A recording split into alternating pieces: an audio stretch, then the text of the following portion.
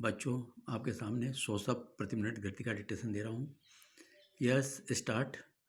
कृषि कानूनों के खिलाफ राष्ट्रपति को ज्ञापन देने के बाद कांग्रेस के नेता राहुल गांधी ने देश में लोकतंत्र के केवल कल्पनालोक तक सीमित रह जाने के साथ ही मोदी सरकार के खिलाफ जिस तरह अपनी भड़ास निकाली, उससे यही प्रकट हुआ कि वह वैचारिक और मानसिक रूप से अब भी वही हैं जहां लोकसभा चुनाव के पहले थे।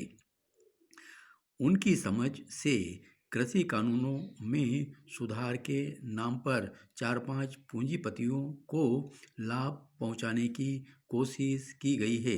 यह ठीक वही आरोप है जो वह लोकसभा चुनाव के वक्त भी उछाल रहे थे।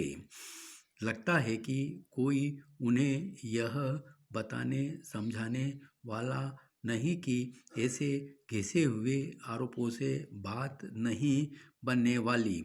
शायद यही कारण है कि उन्होंने किसानों का जिक्र करते हुए चीन की भी चर्चा कर डाली और प्रधानमंत्री को अक्षम भी करार दिया। उनके ऐसे तेवरों पर हैरानी नहीं, क्योंकि उनका तो एकमात्र लक्ष्य ही प्रधानमंत्री को नीचा दिखाना और बेन एन केन प्रकरण उनकी छवि धूमिल करना है। निसंदेह उनके पास प्रधानमंत्री के खिलाफ बहुत कुछ कहने को होता है, लेकिन उसमें तत्व और तथ्य मुश्किल से ही मिलते हैं।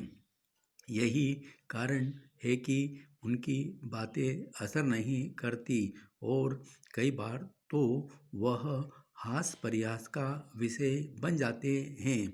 क्या यह हास्यास्पद नहीं कि राहुल गांधी कृषि क्षेत्र में सुधारों की जरूरत तो जता रहे हैं, लेकिन ठीक वैसे ही सुधारों का विरोध कर रहे हैं जैसे कांग्रेस के घोषणा पत्र में दर्ज किए गए थे।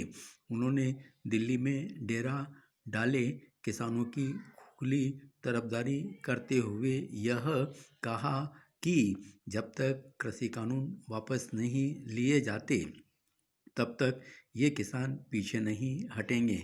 उनके इस कथन से इसकी पुष्टि ही होती है कि पंजाब के किसानों को उकसाकर दिल्ली लाने में कांग्रेस का ही हाथ है। कल तक किसान संगठन यह कह रहे थे कि उनका किसी राजनीतिक दल से कोई लेना देना नहीं, लेकिन इसकी अनदेखी नहीं की जा सकती कि या तो कांग्रेस की भाषा बोल रहे हैं या फिर वामपंथी समूहों की।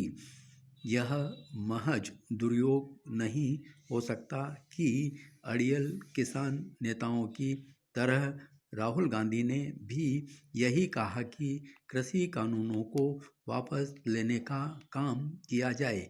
क्या संवैधानिक और लोकतांत्रिक परंपराएं यह कहती हैं कि किसी कानून के विरोध में कुछ लोग सड़क पर आकर बैठ जाएं तो सरकार को उसे वापस ले लेना चाहिए?